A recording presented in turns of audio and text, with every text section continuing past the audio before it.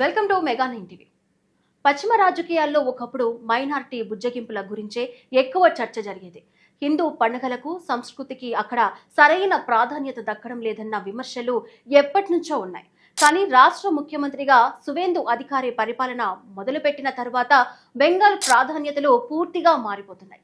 జాతీయ భద్రత, చొరబాటుదారుల ఏరివేత లాంటి కఠిన నిర్ణయాలు తీసుకుంటున్న ముఖ్యమంత్రి ఇప్పుడు బెంగాల్ సాంస్కృతిక ఆధ్యాత్మిక వైభవాన్ని ప్రపంచానికి చాటి చెప్పే ఒక బృహత్తర ప్రాజెక్టుకు శ్రీకారం చుట్టారు. అదే దక్షిణేశ్వర్ కాళీఘాట్ ఆలయాల మెగా అప్గ్రేడ్. దేశవ్యాప్తంగా ప్రతిరోజు లక్షలాది మంది భక్తులు దర్శించుకునే ఈ రెండు మహాపుణ్యక్షేత్రాలు సరైన మౌలిక సదుపాయాలు లేక ఇరుకైన వీధులతో ఎన్నో దశాబ్దాలుగా ఇబ్బందులు పడుతున్నాయి. ఇప్పుడు ఉత్తరప్రదేశ్లోని కాశీ విశ్వనాథ్ కారిడార్, మధ్యప్రదేశ్లోని మహాకాల్ లోక్ తరహాలో ఈ బెంగాల్ ఆలయాలను అత్యంత విశాలంగా అంతర్జాతీయ ప్రమాణాలతో అభివృద్ధి చేయాలని సీఎం సువేందు అధికారులను ఆదేశించారు. అసలు ఈ రెండు ఆలయాల చారిత్రక ప్రాధాన్యత ఏంటి? సువేందు అధికారి తీసుకున్న ఈ నిర్ణయం వెనుక ఉన్న పొలిటికల్ ప్లాన్ ఏంటి? Let's watch.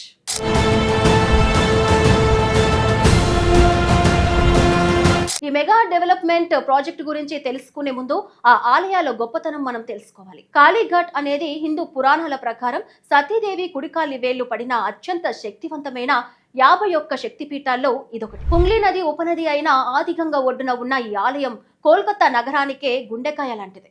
ఇక రెండవది దక్షిణేశ్వర్ కాళీమాత ఆలయం. 19వ శతాబ్దంలో రాణి రష్మణి నిర్మించిన ఈ అద్భుతమైన ఆలయం హుంగ్లీ నది తూర్పు ఒడ్డున ఉంటుంది. శ్రీ రామకృష్ణ పరమహంస తన జీవితంలో ఎక్కువ భాగం ఇక్కడే గడిపారు.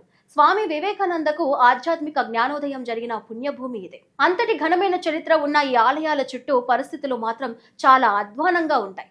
కాళీఘాట్ కు వెళ్లాలంటే ఇరుకైన వీధులు, సరైన పార్కింగ్ సదుపాయాలు లేకపోవడం, భక్తులు క్యూ లైన్లలో నిలబడటానికి కనీస వసతులు లేకపోవడం ఎంతో కాలంగా వేధిస్తున్న సమస్యలు. దక్షిణేశ్వర్ దగ్గర స్కై వాక్ ఉన్నప్పటికీ గంగా నది తీరం వెంబడి జరగాల్సిన అభివృద్ధి ఇంకా పెండింగ్ లోనే ఉంది. సరిగ్గా ఈ సమస్యలపైనే సువేందు అధికారి ఫోకస్ పెట్టారు. ఈ ప్రాచీన ఆలయాల పవిత్రతను ఏమాత్రం దెబ్బతీయకుండా వాటి చుట్టూ ఉన్న పరిసరాలను పూర్తిగా ఆధునీకరించాలని సీఎం సువేందు అధికారి ఒక బ్లూ ప్రింట్ సిద్ధం చేస్తున్నారు. దీనికోసం ప్రత్యేకంగా కాశీ విశ్వనాథ్ కారిడార్ మోడల్ ను ఫాలో అవుతున్నట్లు తెలుస్తుంది.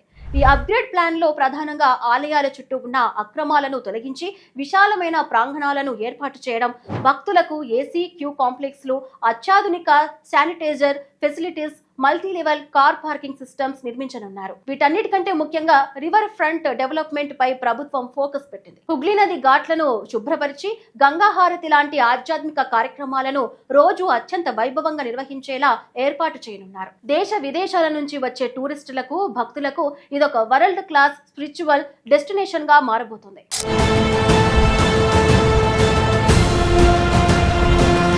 రాజకీయాల్లో ఏ నిర్ణయం తీసుకున్నా దాని వెనుక ఒక బలమైన కారణం ఉంటుంది. దశాబ్దాలుగా బెంగాల్ ను పరిపాలించిన లెఫ్ట్ పార్టీలు ఎప్పుడూ మతం వైపు, ఆలయాల వైపు చూడలేదు. ఆ తర్వాత వచ్చిన మమతా బెనర్జీ కేవలం ఒక వర్గాన్ని ప్రసన్నం చేసుకోవడానికే ఎక్కువ ప్రాధాన్యత ఇచ్చారనే విమర్శలు ఫేస్ చేశారు. దుర్గా పూజ విసర్జనలను సైతం ఆపిన సందర్భాలున్నాయి. ఎప్పుడైతే సువేందు అధికారి ముఖ్యమంత్రి అయ్యారో బెంగాల్ సాంస్కృతిక పునర్జీవనం అనే కాన్సెప్ట్ తో ముందుకు వెళ్తున్నారు. బీజేపీ అజెండాలో ఎప్పుడు హిందూ ఆలయాల జీర్ణోద్ధరణ అనేది మొదటి స్థానంలో ఉంటుంది. అయోధ్య రామ మందిరం, కాశీ కారిడార్లకు ప్రజల నుంచి వచ్చిన అద్భుతమైన స్పందన చూసిన తరువాత బెంగాల్లో కూడా అదే అభివృద్ధిని తీసుకురావాలని సువేందు డిసైడ్ అయ్యారు. దీనివల్ల బెంగాల్ స్థానిక హిందువుల్లో, ముఖ్యంగా మమతా బెనర్జీ పాలనలో అణచివేతకు గురయ్యామని భావిస్తున్న మెజారిటీ వర్గంలో సువేందు సర్కార్ పట్ల విపరీతమైన పాజిటివిటీ వస్తుంది. అంతేకాదు, ఈ ఆలయాల అభివృద్ధి వల్ల కలకత్తా పరిసర ప్రాంతాల్లో స్పిరిచువల్ టూరిజం విపరీతంగా పెరిగి స్థానికులకు వేలాదిగా ఉపాధి అవకాశాలు లభిస్తాయి.